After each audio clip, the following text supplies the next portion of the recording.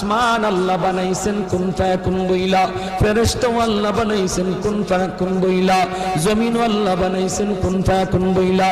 কিন্তু আমারে আপনারে আল্লাহ পাক কুন ফায়াকুন বইলা বানায় নাই।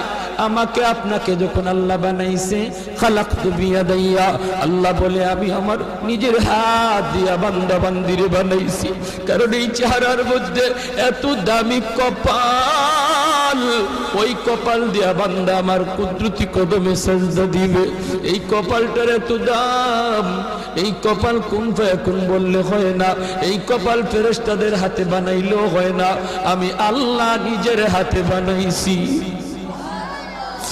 আল্লাহ পাক কই আমি আল্লাহও দেখি জমিনে কেমন অন্যায় হয়, অত্যাচার কেমন জুলুম হয়, জমিনে কেমন অন্যায় হয়, অত্যাচার হয়, কেমন জুলুম